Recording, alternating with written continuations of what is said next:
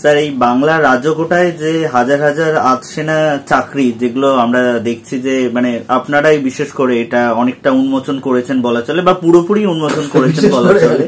তো সেক্ষেত্রে এই যে আধসেনা চাকরিতে দেখা গেছে যে বহিরাগতরা মানে তারা বহু নানান রকম ভাবে জালিয়াতি করে চাকরি দখল করে রেখেছে, যেটা কয়েক হাজার। তো এই যে বিষয়টা, এটা আটকানো সম্ভব, বা সেই আটকানোর জন্য আপনারা কি কি মানে বিষয়ের দিকে নজর দিচ্ছেন? প্রথমে ইস্যুটা একটু বোঝাই। কেন্দ্রীয় আধা সেনা মানে হচ্ছে CRPF, BSF, CISF, ITBP, Indo Tibetan border police, তারপরে আসাম রাইফেলস, এগুলোর এসএসবি সশস্ত্র সীমা বল, এগুলো হচ্ছে কেন্দ্রীয় আধা সেনা। এগুলো হচ্ছে সেন্ট্রাল হোম মিনিস্ট্রির আন্ডারে, যেটা অমিত শাহ মন্ত্রী। এখানে বছর বছর ধরে টোটাল জালিয়াতি করছে বিজেপির আন্ডারে। সেটা কি করছে, যে ইউপি বিহার থেকে বেসিক্যালি, এখানে প্রথমে বলে রাখা দরকার, এগুলোর কোটা আছে, স্টেট বেসড কোটা আছে, ঠিক আছে? তো স্টেট বেসড কোটা, পশ্চিমবঙ্গের যে কোটা, এখানে ইউপি বিহারের ক্রিমিনালরা প্রতি বছর হাজারে হাজারে ঢোকে, ক্রিমিনালগুলোই ঢোকে এই ইয়েতে জাল কাস্ট সার্টিফিকেট এবং ডোমিসাইল সার্টিফিকেট বানিয়ে, বিশেষত ডোমিসাইল সার্টিফিকেট। বাড়ি হয়তো ছাপড়া, দেখাচ্ছে জগদ্দল, বাড়ি হয়তো বালিয়া, দেখাচ্ছে টিটাগড়, মানে এই কেস।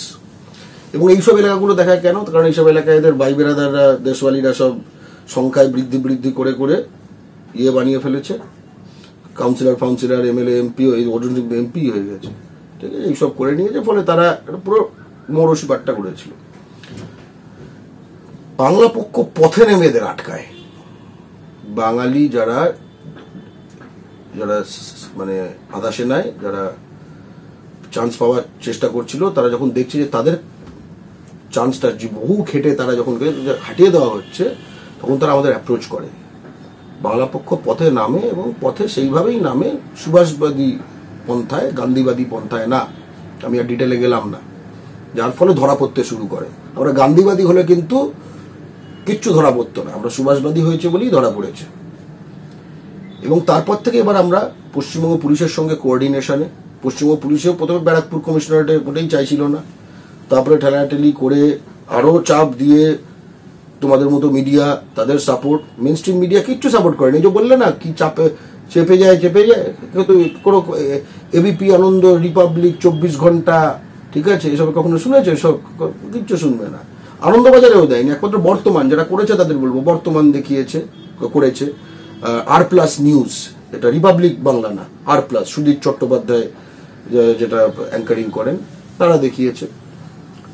তোমরা এই ইস্যুটা কভার করেছো।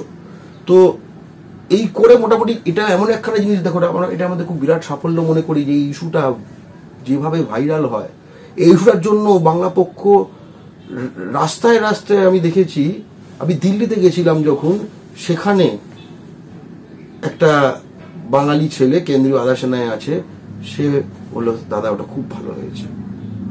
বুঝতে পারছো, এটা যে কি ছড়িয়ে যদি ভাবতে পারবে না, শুধু আধা সেনায় নয়, নানা জায়গায় ইয়াং যারা অ্যাসপিরেন্ট বাঙালি। তো এটাতে একটি প্রমাণ করে যে বাংলা পক্ষ যে বহিরাগতদের দালালি করা, বহিরাগতদের চাপে অমিত শাহর নাম নিতে না পারা, এসব মিডিয়া ছাড়াও কিন্তু প্রতিটি বাঙালির কাছে পৌঁছে যাওয়া যায় যে ওই তোমার ইস্যুটা আসল থাকে। তোমার বড় চোঙা লাগে না, যখন প্রতিটি বাঙালি একটা চোঙা হয়ে যায় না, তখন তোমার বহিরাগত পুঁজি দিয়ে, গুজরাট, রাজস্থান, দিল্লির পুঁজি দিয়ে তুমি যে চোঙা বানিয়েছো, সেই চোঙা আর লাগে না। সেই চোঙা অন্য কথা বললেও সেটাকে ইয়ে করে দেওয়া যায়। যাই হোক, আমরা এটা করেছি। আমরা হাইকোর্টে পিআইএল করেছি, জনস্বার্থ মামলা, যার ভিত্তিতে এতদিনে, তখন আমরা কি, তখন দেখো, আমরা তখন সিআরপিএফ এর কাছে জমা দিয়েছি, কিচ্ছু করেনি। বিএসএফ এর কাছে জমা দিয়েছি, কিচ্ছু করেনি। সিবিআই এর কাছে জমা দিয়েছি, কোর্টে জমা দিয়েছি, সিবিআই কিচ্ছু করেনি। এখন যখন পশ্চিমবঙ্গ পুলিশ ধরপাকড় শুরু করেছে, তখন সিবিআই